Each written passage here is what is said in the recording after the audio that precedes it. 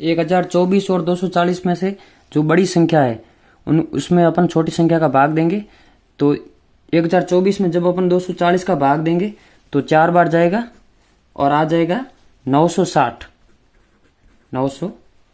और पीछे शेषफल बचेगा 64। जो शेषफल 64 बचेगा। और अब मुझे बताओ क्या यहाँ पर r शून्य हो रहा है? यहाँ पर अपन थोड़ा हाईलाइट कर लेते हैं कि जो वास्तव में a बराबर बी क्यू प्लस आर, ये एक यूक्लिड विभाजन एल्गोरिथम है और r जो यहाँ पर होता है वो 0 से बड़ा एवं बराबर, परंतु b से सदैव छोटा होगा। ये अपन को थोड़ा ध्यान रखना है। 1024 240 64 बार गया, अर्थात ये 64 शेषफल रह गया। r नॉट इक्वल टू 0, यहाँ पर r शून्य नहीं है, तो यहाँ पर आप लिख लो 1024 बराबर 240 गुणा 4 प्लस 64। यहाँ r नॉट इक्वल टू 0, तो पहले अपन ने अब पुनः अपन क्या करेंगे, पुनः किस में लगाएंगे, 64 और 240, इन दोनों में अपन यूक्लिड विभाजन एल्गोरिथम का प्रयोग करेंगे। तो 64 व 240 में यूक्लिड विभाजन एल्गोरिथम का प्रयोग करने पर क्या आ जाएगा अब की बार, 64 का जब अपन भाग देंगे तो 3 बार जाएगा और कितने आ जाएंगे, 192। जब 192 आएंगे तो शेषफल क्या रह जाएगा, 0 में 2 जाएगा नहीं, 10 में से 2 गई 8, पीछे बच जाएंगे 14 8 13 8 5 4 48, पीछे शेषफल क्या रह जाएगा 48। अभी भी 240 बराबर 64 गुणा 3 प्लस 48। यहाँ पर भी r not equal to 0, r शून्य नहीं है। पुनः किस में लगाएंगे अब की बार, 48 व 64 में, 48 व 64 में यूक्लिड विभाजन एल्गोरिथम का प्रयोग करने पर अब की बार तो एक बार जाएगा 48 और 14 में 8 गए 6 1 16। अब अभी तक ये लिखना है। पुनः 48 व 64 में यूक्लिड विभाजन एल्गोरिथम का प्रयोग करने पर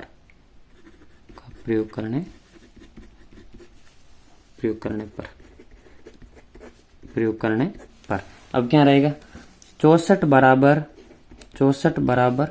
48 गुणा 1 प्लस 16। यहाँ r नॉट इक्वल टू 0। अब जो ये 16 है इसमें 48, अब की बार 48 में अपन 16 का भाग देंगे। यहाँ पर जगह हो तो आप वहीं करते रहना, यहाँ दिख नहीं रहा बराबर। 16 3 48, अब की बार पूरा चला गया, शेषफल 0 रहा। तो यहाँ पर मुझे बताओ क्या आएगा, ये 16 जो होगा ये HCF होगा। तो पुनः अपना लैंग्वेज में लिख लेते हैं, r नॉट इक्वल टू 0 48 और पुनः 48 व 16 में यूक्लिड विभाजन एल्गोरिथम से क्या होगा, 48 में किसका भाग देंगे, 16 का दे दिया, पीछे क्या रहा, तो 48 बराबर क्या आ गया, 16 गुणा 3 प्लस 0। यहाँ r क्या हो गई है, यहाँ r बराबर 0, अर्थात जो b है, b क्या है यहाँ पर बताओ, b है 16, तो 16 यहाँ पर क्या हो जाएगा, 16 मसब हो जाएगा, 16 HCF हो जाएगी, HCF क्या आ जाएगी 16। तो वो अभीष्ट संख्या क्या होगी, जो प्रत्येक स्थिति में 5 शेषपद रहे वो बड़ी से बड़ी संख्या ये 16 है, इसका उत्तर क्या होगा 16। तो अभीष्ट संख्या क्या हो जाएगी, अभीष्ट संख्या हो जाएगी 16। ये आपके दूसरा सवाल हो गया। अब जो आगे तीसरा सवाल है, ये तीसरा सवाल दर्शाइए कि कोई भी धनात्मक विषम पूर्णांक किस रूप में होता है, 6 क्यूब प्लस 1, 6 क्यूब प्लस 2 और 6 क्यूब प्लस 3 के रूप में होता है। यही सवाल मैंने आपको कक्षा में भी 1-2-3 बार करवाया है और ये सवाल कई बार पूछ भी लेते हैं। अभी तक बोर्ड में 1-2 बार ये सवाल आया भी है। तो इसमें यूक्लिड विभाजन एल्गोरिथम का ही प्रयोग करना है, परंतु जब अपन देखते हैं कि a बराबर b q plus r Euclid विभाजन एल्गोरिथम से होता है, तो a बराबर बी क्यू प्लस आर से इसने धनात्मक विषम पूर्णांक का है, अर्थात विषम जिसमें 2 का भाग पूरा पूरा नहीं जाता है और सम जिसमें 2 का भाग पूरा पूरा जाता है। तो इसमें अपन को और ज्यादा कुछ नहीं करना, बस ध्यान ये रखना है कि जो यूक्लिड विभाजन एल्गोरिथम होती है a बराबर b q plus r, r यहां पर जो है वो 0 से बड़ा, बराबर और b से छोटा, ये आपको थोड़ा यहां पर ध्यान रखना है। अब देखो इसको आप अपन देखते हैं ना, जब अपन तो जब इसकी और इसकी तुलना करते तो q की जगह q है, r शेषफल अलग है, परंतु जो b है ना वो 6 है। अर्थात अपन जो मानेंगे ना, माना कि a एक धनात्मक विषम पूर्णांक है, माना कि a धनात्मक विषम पूर्णांक है, धनात्मक विषम पूर्णांक। एक तो ये ध्यान रखोगे और दूसरा ये ध्यान रखोगे कि जो b मानेंगे ना, b अपन यहां 6 मान रहे, क्योंकि b इसलिए 6 मान रहे हैं, यदि यहां पर 5 होता तो अपन 5 मानते और यहां पर 6 है इसलिए अपन b क्या मान रहे हैं, 6 मान रहे। ये बस ध्यान रखना। तो जब a में और इस 6 में अपन यूक्लिड विभाजन एल्गोरिथम का प्रयोग करेंगे, अर्थात यूक्लिड विभाजन एल्गोरिथम का प्रयोग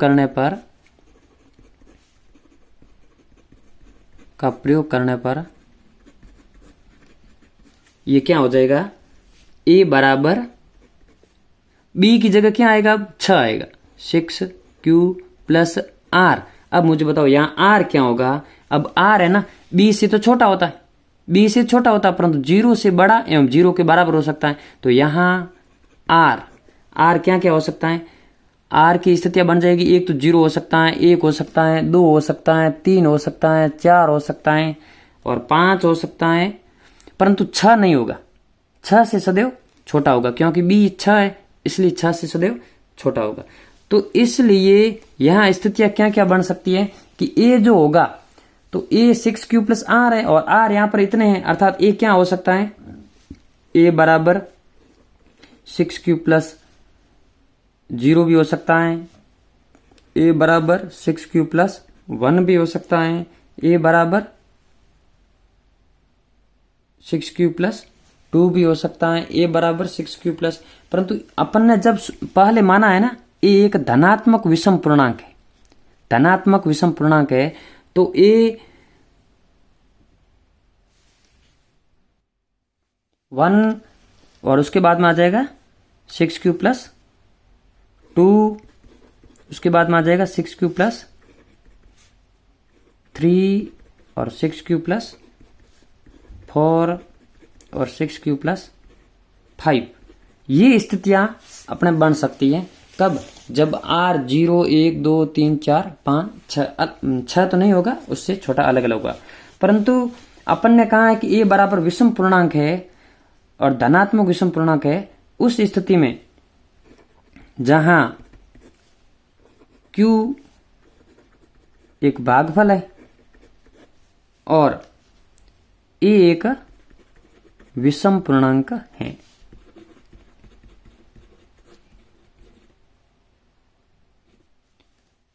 इन सभी स्थितियों में जब अपन देखते हैं तो 2 से विभाज्य वाले अंक कौन कौन से हैं, एक तो 2 से विभाज्य वाला एक ये है, एक ये 4 वाला है और एक 0 वाला है। तो अपन को क्या चाहिए, विषम पूर्णांक चाहिए। तो ये तो हो नहीं सकते, ये हो नहीं सकता, ये हो नहीं सकता और कौन सा, ये तीनों ही हो नहीं सकते। तो 6q प्लस 1 6q प्लस 3 और 6q प्लस 5 ही रहेगा। तो धनात्मक विषम पूर्णांक है ना सदैव 6q प्लस 1 6q प्लस 3 और 6q प्लस 5 के रूप में होता है, यही अपन को याद करना है। अतः धनात्मक विषम पूर्णांक, धनात्मक विषम पूर्णांक, विषम पूर्णांक, धनात्मक विषम पूर्णांक सदैव धनात्मक विषम पूर्णांक 2 से विभाज्य नहीं होगा, 2 से विभाज्य नहीं होगा, 2 से विभाज्य, 2 से पूर्णतः विभाज्य नहीं होगा, पूर्णतः लिख लो या पूर्णतः विभाज्य नहीं होगा। अर्थात कौन से होंगे होगा तो अब तो किस रूप में होंगे ये 6q a बराबर 6q प्लस 1 6q प्लस 3 व 6q प्लस 5 के रूप में होता है। ये अपन को ध्यान रखना है, के रूप में होता है। ठीक है, आगे वाला सवाल, ये जो चौथा सवाल है वो सबसे सरल सवाल है। अपन को अभाज्य गुणनखंड विधि से ही 96 और 404 404 का मसब ज्ञात करना है। तो सबसे पहले अपन ये माध्यमिक शिक्षा बोर्ड 2015 में जो एग्जाम हुआ है उसमें ये पूछा गया है। सबसे पहले 96 के अभाज्य गुणनखंड करो और उसके बाद में एक 404 के अभाज्य गुणनखंड करो।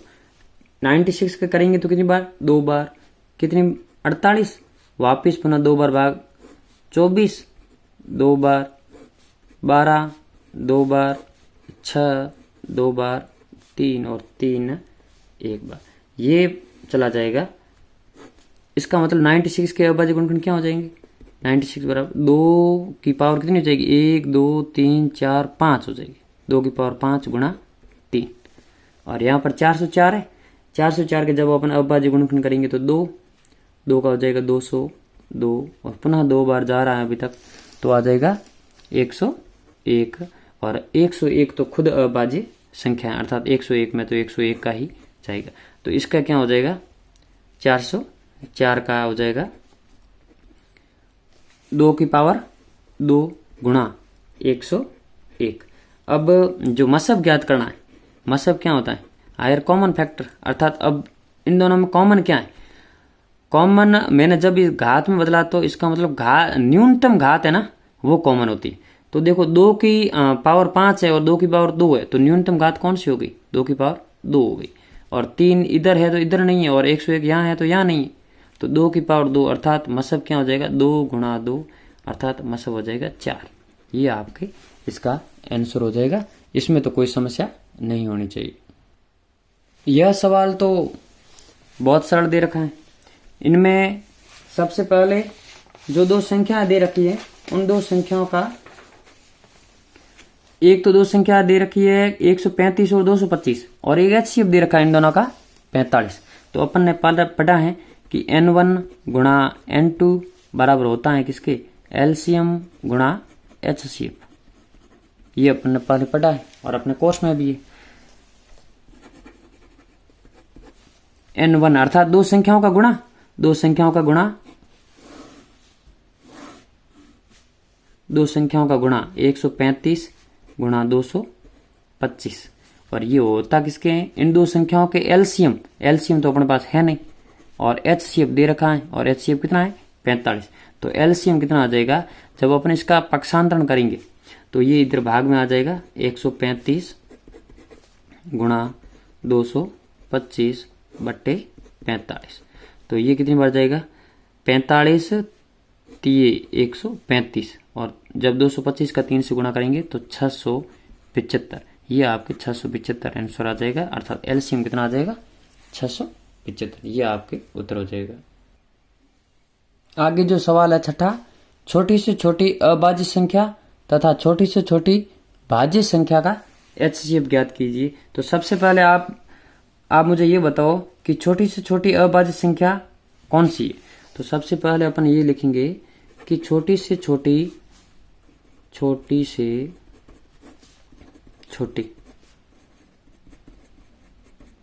अभाज्य संख्या। अभाज्य संख्या तो है 2, छोटी से छोटी अभाज्य संख्या ये है 2।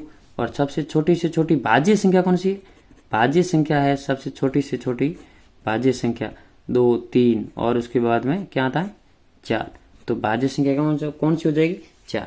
अब जब इन दोनों का मसब ज्ञात करना है तो इसमें तो कोई समस्या है नहीं, 2 संख्याएं आ गई, आप 2 संख्या ले लो, यूक्लिड विभाजन एल्गोरिथम का प्रयोग कर दो।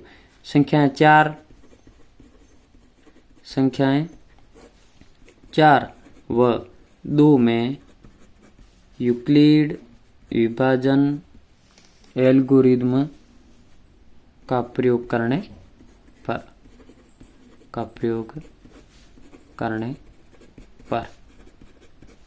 तो क्या कर दोगे, 4 में 2 का भाग 2 बार गया, 4 में 4 गए 0। तो यहाँ पर क्या हो गया, ये HCF आ गया सीधा क्योंकि 0 आ गया यहाँ। तो 4 बराबर 2 गुणा 2 प्लस 0। यहाँ R बराबर 0 अर्थात B क्या होगा, B बराबर HCF और HCF बराबर क्या हो जाएगा 2। और आप चाहो तो दूसरे मेथड से भी कर सकते हो, जरूर नहीं है कि यूक्लिड विभाजन एल्गोरिदम से ही करना है।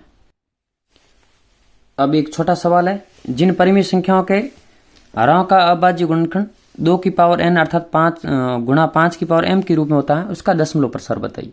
तो ये सवाल है, इसने कहा है कि परिमेय संख्या है और परिमेय संख्याओं का दशमलव प्रसार 2 प्रकार का होता है।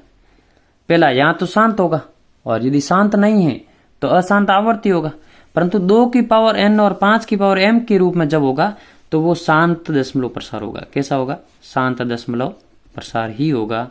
और यदि शांत दशमलव प्रसार नहीं है, अशांत है, इसका मतलब 2 की पावर m और 5 की पावर n के रूप में नहीं है। ये अपन को ध्यान रखना है। ये 7वां सवाल था। और जो 8वां सवाल है, 8वां सवाल ये मोस्ट इंपोर्टेंट है, आप इसे इंपोर्टेंट लगा लो।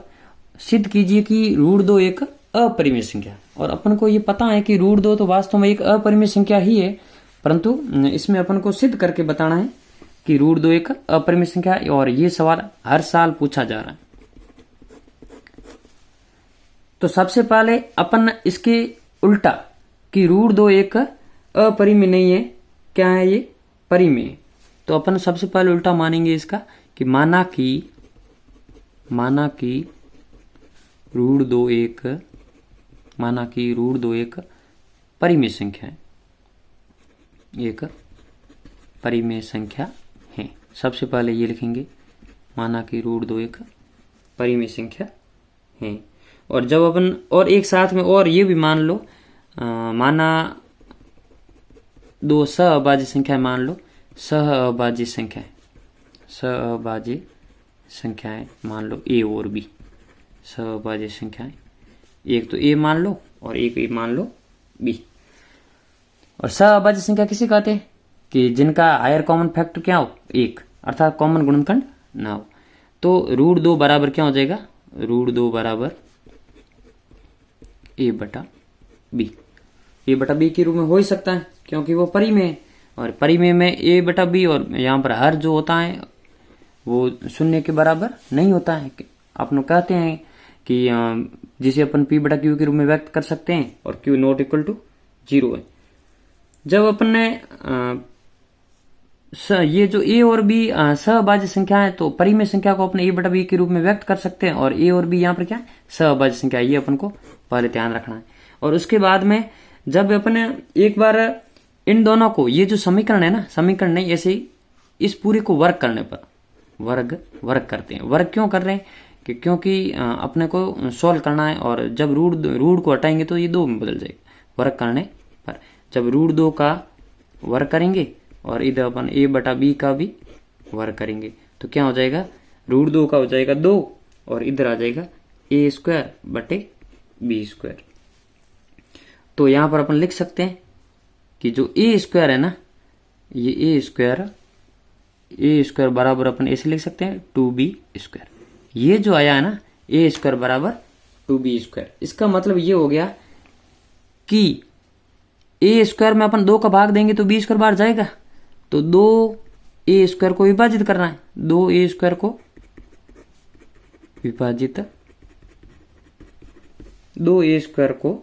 विभाजित करेगा यहाँ पर। और जब 2A² को विभाजित करेगा तो अपन ने एक प्रमेय भी पढ़ी है पहले कि A² में किसी संख्या का भाग जा रहा है तो A में भी उसी संख्या का भाग जाएगा। अर्थात A² में 2 का भाग जा रहा है तो A में भी 2 का भाग, A भी 2 को विभाजित करेगा। ये अपन को यहाँ पर थोड़ा ध्यान रखना है कि इसका मतलब ये हो गया कि हम दूसरी तरह ये लिख सकते हैं, A बराबर 2C लिख सकते हैं, A बराबर 2c, और यहाँ पर c कोई अन्य पूर्णांक है, तो c कोई, जब यहाँ c अन्य पूर्णांक है, ये ध्यान रखना यहाँ पर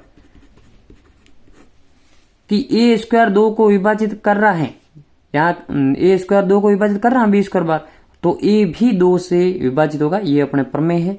कोई भी संख्या का वर्ग यदि किसी संख्या से विभाजित हो रहा है तो वो खुद संख्या भी उसी संख्या से विभाजित होगी। तो a बराबर 2c अपन ने लिया है नई संख्या, और यह c यहाँ पर क्या है, कोई अन्य पूर्णांक है, तो पुनः इसका भी अपन क्या करेंगे, वर्ग करेंगे, तो ये हो जाएगा a स्क्वायर बराबर 4c स्क्वायर। यहाँ पर अपन ने क्या किया, वर्ग करने पर, यहाँ पर अपन ने वर्ग करने पर जब a स्क्वायर बराबर 4c स्क्वायर हो गया, अर्थात इस a स्क्वायर को अपन इस समीकरण से, इक्वेशन फर्स्ट मान लो, यहाँ इक्वेशन फर्स्ट से अपन लिख सकते हैं a स्क्वायर की जगह क्या लिख सकते हैं, 2b स्क्वायर बराबर लिख सकते हैं 4c स्क्वायर।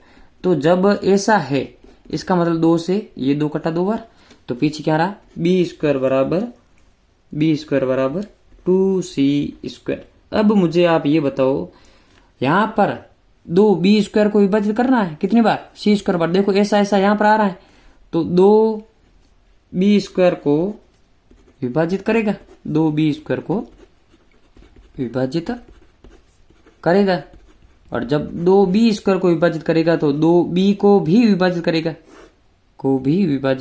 करेगा, अब मुझे बताओ, 2 यहाँ पर भी b में भी 2 का भाग जा रहा है और a में भी 2 का भाग जा रहा है।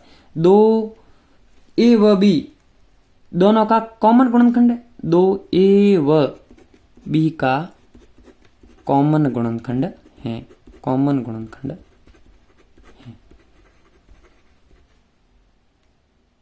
कॉमन, या इसे अपना उभयनिष्ठ भी लिख सकते हैं, कॉमन गुणनखंड है। और अपन ने तो पहले ये कहा था कि जो a और b है वो सहअभाज्य संख्या है, इसका मतलब जो पहले माना हुआ था वो अपने गलत हुआ, तो यहाँ पर अपन लास्ट में लैंग्वेज के रूप में लिख लेंगे,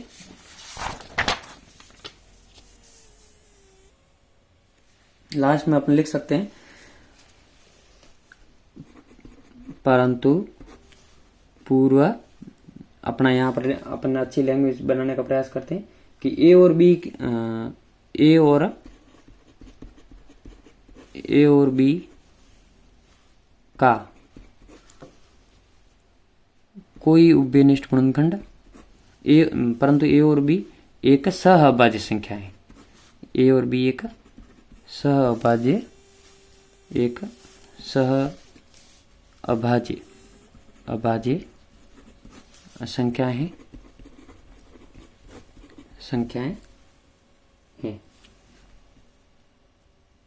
संख्याएं हैं, अर्थात 2 कॉमन गुणनखंड नहीं हो सकता, 2 उभयनिष्ठ गुणनखंड नहीं हो सकता, 2 उभयनिष्ठ गुणनखंड नहीं हो सकता,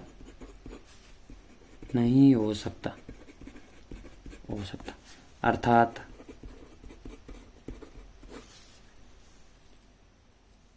पहले की गई कल्पना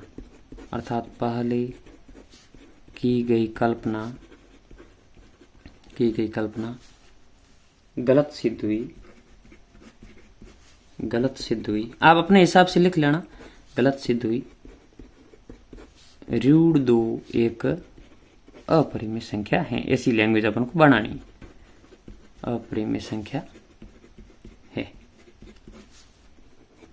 इसमें ज्यादा कुछ नहीं है, बस ये ध्यान रखना है, पहले तो सबसे पहले a और b, जब अपन √2 एक परिमेय संख्या मानते हैं तो √2 बराबर a बटा b होगा, और a और b यहाँ पर सहअभाज्य संख्या है, पहले वर्ग कर लेना, तो यहाँ पर a स्क्वायर भी 2 से विभाजित होगा, तो a भी 2 से विभाजित हो जाएगा, इसका मतलब a बराबर 2c, अपन a कोई अन्य पूर्णांक मानेंगे c, और वापिस यहाँ पर वर्ग करेंगे तो b स्क्वायर की जगह a स्क्वायर की जगह 2b स्क्वायर लिख लेंगे, तो b भी 2 से विभाजित हो जाएगा, तो इन दोनों में एक कॉमन गुणनखंड आ जाएगा जो 2 होगा, और वास्तव में कॉमन गुणनखंड नहीं होना चाहिए क्योंकि पहले अपन ने सहअभाज्य संख्या मानी, इसलिए अपनी परिकल्पना गलत सिद्ध हुई, और √2 एक वास्तव में क्या है, एक अपरिमेय संख्या है, जो अपन ने पहले माना क्या था, परिमेय संख्या है। इसी प्रकार मुझे विश्वास है आपको ये सभी प्रश्न समझ में आए होंगे, और आप इनको एक बार पुनः मिलाना, ये पूरे समझ में आ जाएंगे।